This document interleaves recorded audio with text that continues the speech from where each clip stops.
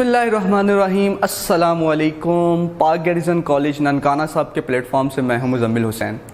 Students, हमने last video के अंदर डिस्कशन की थी अबाउट दी किरचॉफ रूल्स। हमने चैप्टर नंबर 13 इलेक्ट्रोडायनामिक्स शुरू किया हुआ है। तो हमने किरचॉफ रूल्स पढ़े थे। First Kirchhoff rule that is also known as Kirchhoff current rule and the second Kirchhoff rule that is also known as Kirchhoff voltage rule.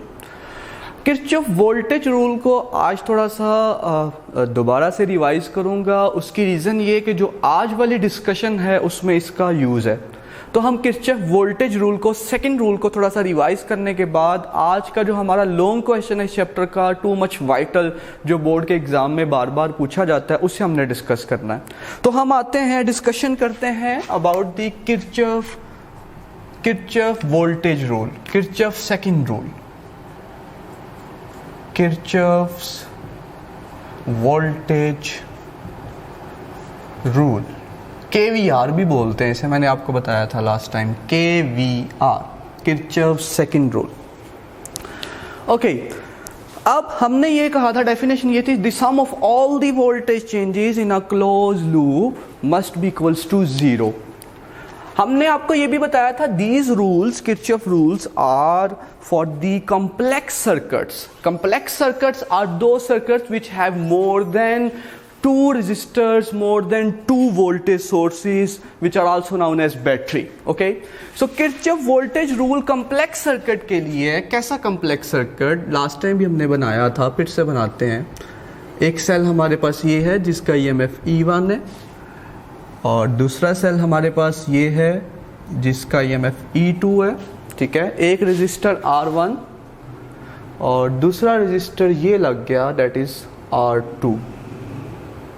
This is, अब इसमें हमने वोल्टेज, ये क्लोज लूप है, close circuit है। Close circuit से क्या मुराद है? आप किसी भी एक पॉइंट से चलना शुरू करें, आप चल के उसी पॉइंट पे वापस आ जाएंगे, that is known as close loop, close circuit. Okay okay, अब ये पॉजिटिव हायर पोटेंशियल, ये negative lower potential, similarly positive higher potential, negative lower potential. We know that, मैंने आपको बताया कि कन्वेंशनल करंट का जो डायरेक्शन है वो पॉजिटिव से नेगेटिव की तरफ होता है, हाई पोटेंशियल से लो पोटेंशियल की तरफ होता है। अब देखें, इसका जो करंट का डायरेक्शन है वो हाई से लो ये बनता है, दिस वन, और इसका जो है वो डायरेक्शन ये बनता है, ऑपोजिट टू ईच अदर।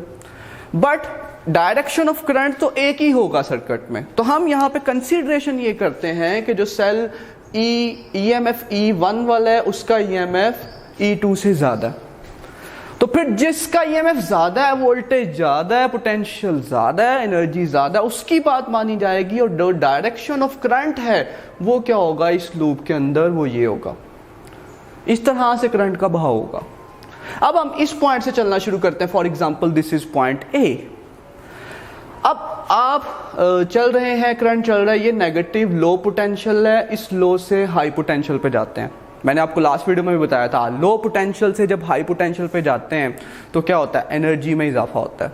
ठीक है, तो इसको हम कैसे लिखेंगे? ये पॉजिटिव पोटेंशियल चेंज है, तो इसे हम लिखेंगे E1, पॉजिटिव लगाएंगे इसके साथ।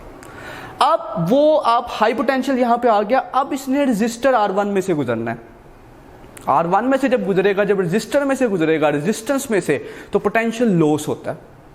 इधर पोटेंशियल गेन हुआ, पॉजिटिव लिखा, पोटेंशियल गेन को हम पॉजिटिव रिप्रेजेंट करते हैं और पोटेंशियल लॉस को हम नेगेटिव रिप्रेजेंट करते हैं। तो इसीलिए इक्वेशन में आगे क्या आएगा, नेगेटिव आएगा। और पोटेंशियल होता है, you people know, V equals to IR, और करंट जो I गुजर रहा है और किस में से गुजर रहा है, R1 में से, तो नेगेटिव लगा लॉस की वजह से IR1। अब आए फिर, ये हाई पोटेंशियल, हाई से फिर लो पे आ रहे हैं। देखें तवज्जो, लो से हाई पे गए तो एनर्जी गेन हुआ, पॉजिटिव। हाई से लो पे आ रहे हैं तो एनर्जी लॉस होगा, नेगेटिव। तो इसे हम कैसे लिखेंगे, negative E2। Got it? EMF है ना, ये मैं आपको बढ़ा चुका हूं।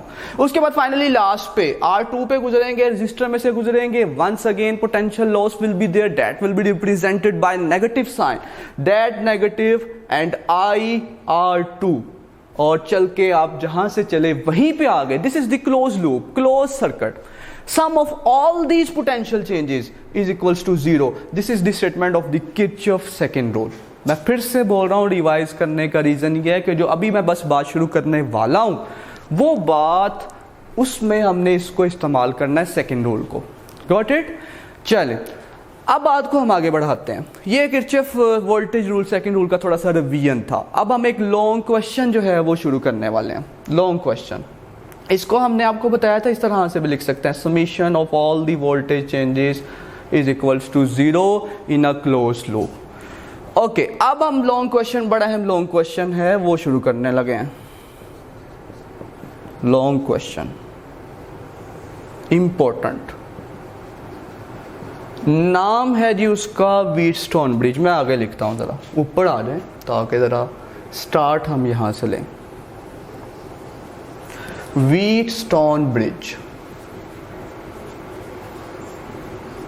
अच्छा, फिर से सुनिएगा, मैं आपको बारहा बता चुका हूं डिवाइस. तो इंट्रोडक्शन की बात करेंगे सबसे पहले, देन डेफिनेशन की बात करेंगे, देन कंस्ट्रक्शन की बात करेंगे, देन वर्किंग की बात करेंगे, ठीक है, और फिर रिजल्ट की बात करेंगे लास्ट पे. तो व्हीटस्टोन ब्रिज, ब्रिज कहते हैं हम पुल को. पुल से क्या मुराद है? किसी दो पॉइंट्स को आपस में मिलाना, जो मिलाने वाली चीज़ है उसे हम कहते हैं ब्रिज. तो ये व्हीटस्टोन क्या है? ये असल में साइंटिस्ट नेम है, जो पूरा नेम था वो है चार्ल्स व्हीटस्टोन.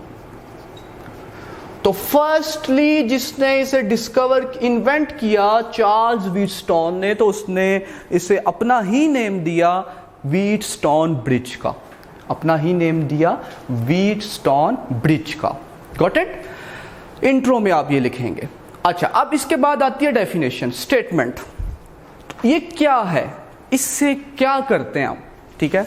तो स्टेटमेंट में इट इज अ डिवाइस, असल में ये डिवाइस है विच इज यूज, जो कि इस्तेमाल की जाती है टू फाइंड, मालूम करने के लिए, unknown resistance of a wire. For example ये एक वायर है मिसाल के तौर पे, और इसका रेजिस्टेंस आपको नहीं पता.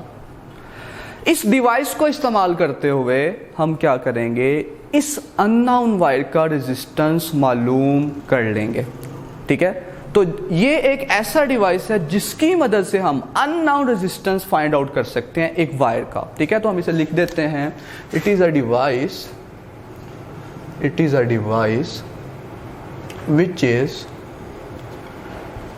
used to find unknown resistance of a wire. ठीक है, अननोन रेजिस्टेंस, नामालूम, आपको नहीं पता कि वो रेजिस्टेंस क्या है. ठीक है जी, ये आ गया इसका स्टेटमेंट कह लें आप, डेफिनेशन कह लें. ठीक हो गया. अब इससे आगे जो बात है, इंट्रो पहली हेडिंग, सेकंड हेडिंग आप लिखते हुए डेफिनेशन की बनाएंगे, और थर्ड हेडिंग आप बनाएंगे कंस्ट्रक्शन की. अब सवाल ये पैदा होता है कैसे, अननोन रेजिस्टेंस कैसे मालूम करनी है. तो उसके लिए पहले इसका कंस्ट्रक्शन के ये डिवाइस किन किन कंपोनेंट्स पे मुश्तमिल है, कौन कौन से पार्ट्स हैं, जब वो देख लेंगे फिर उसकी वर्किंग पे पता चल जाएगा कि कैसे आपने अननोन रेजिस्टेंस फाइंड आउट करनी है. ठीक है, तो कंस्ट्रक्शन के अंदर क्या क्या चीजें हैं.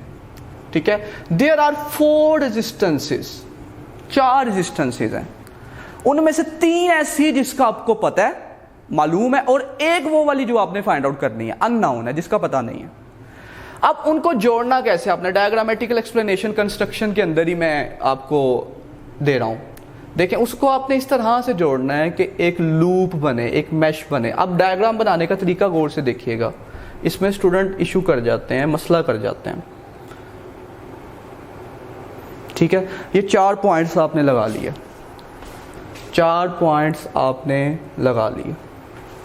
चले, ठीक है, एक रेजिस्टेंस आपने इसके दरमियान लगाई R1, दूसरी आपने इधर लगाई R2, तीसरी आपने इधर लगाई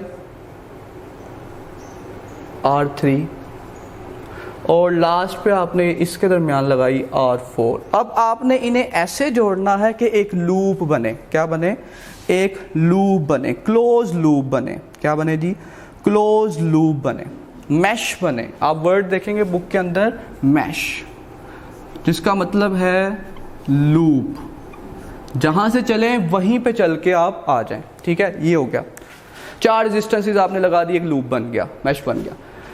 अब आप क्या करें, इन्हें इन पॉइंट्स को नेम दे दें A B C D।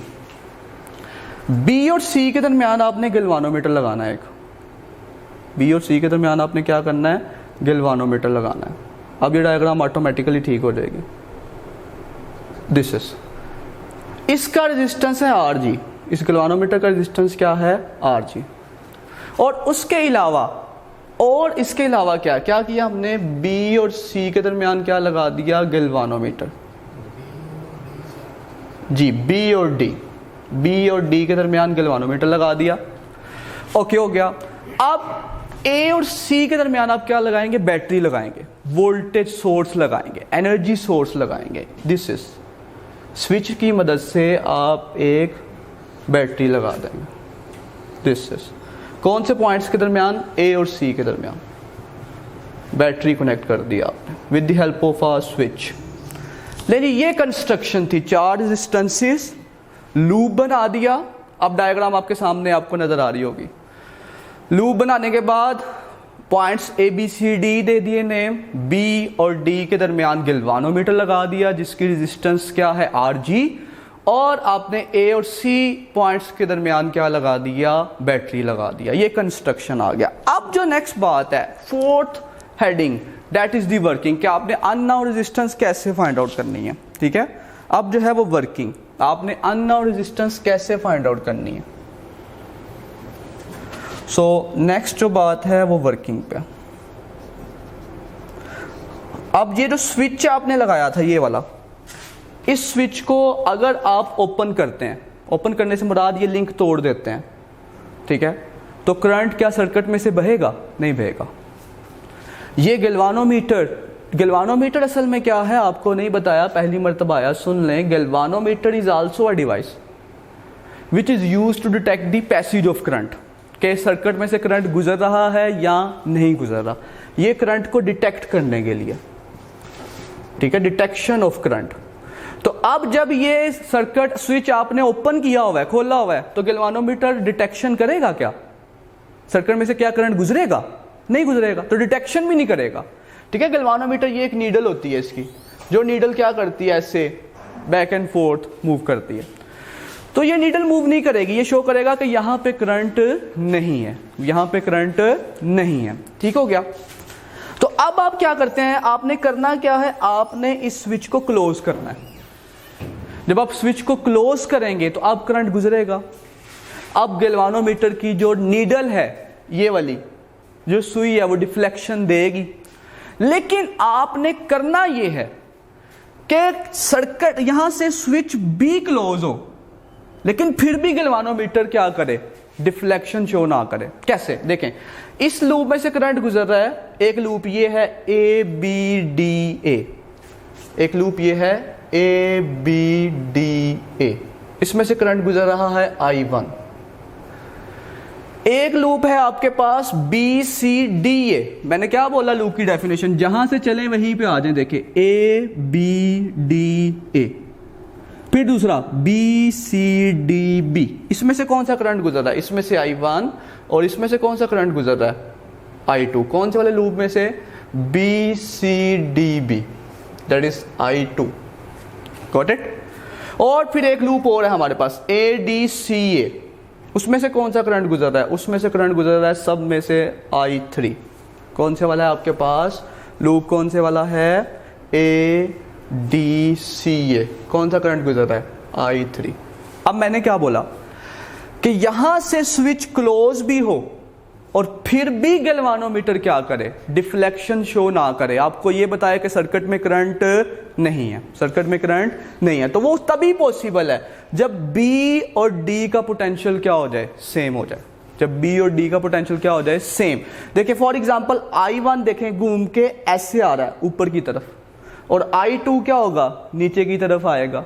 तो जब दोनों करंट I1 ऊपर जा रहा है फॉर एग्जांपल, और I2 नीचे आ रहा है, ठीक है, उतना ही करंट, मतलब I1 I2 बराबर है, तो क्या होगा, दोनों कैंसिल कर देंगे एक दूसरे को, तो अब स्विच क्लोज होने के बावजूद डिफ्लेक्शन शो नहीं होगी। स्विच क्लोज होने के बावजूद डिफ्लेक्शन शो नहीं होगी। बात समझ आ रही है कि नहीं आ रही? तो इस तरह से ये वर्किंग के अंदर सबसे मोस्ट इंपॉर्टेंट बात है, that is the balancing condition. क्या नाम देते हैं, बस आगे कुछ भी नहीं रह गया, बस ये मोस्ट इंपॉर्टेंट बात थी। देखिए सादा सी बात है, अगर स्विच ओपन करेंगे तो करंट का डिटेक्शन नहीं होगा, गैल्वानोमीटर नहीं करेगा, क्लोज करेंगे तो करेगा, लेकिन हम ये चाहते हैं कि क्लोज भी करें तब भी डिफ्लेक्शन शो ना हो, जिसे हम क्या नाम दे रहे हैं, बैलेंसिंग कंडीशन। बैलेंसिंग कंडीशन क्या होती है, I1 बराबर होता है I2 के। मैंने आपको समझाया यहाँ पे, direction opposite, they will cancel each other, galvanometer needle shows no deflection, there is no current which is passing through the galvanometer. ठीक है, वो ये बता रहा होगा आपको। तो इससे आगे इंशाल्लाह अब हम नेक्स्ट वीडियो में, ये मैंने इसीलिए यहाँ पे इस वीडियो के अंदर इसे छोड़ा है ताकि जो क्यूरियोसिटी है वो बनी रहे कि how we will calculate the unknown resistance of the wire. तो नेक्स्ट वीडियो में इंशाल्लाह आपको बताएंगे उसकी डेरिवेशन करके कि unknown resistance of a wire कैसे हम कैलकुलेट करेंगे। तो ये था कि व्हीटस्टोन ब्रिज क्या है, किसने इन्वेंट किया, किस पर्पज़ के लिए इस्तेमाल होता है, कंस्ट्रक्शन क्या और वर्किंग में सबसे अहम बात that is the balancing condition. तो इंशाल्लाह नेक्स्ट वीडियो में इसे हम कंप्लीट करेंगे। तब तक खुश रहें, अपना ख्याल रखें, अल्लाह हाफिज़।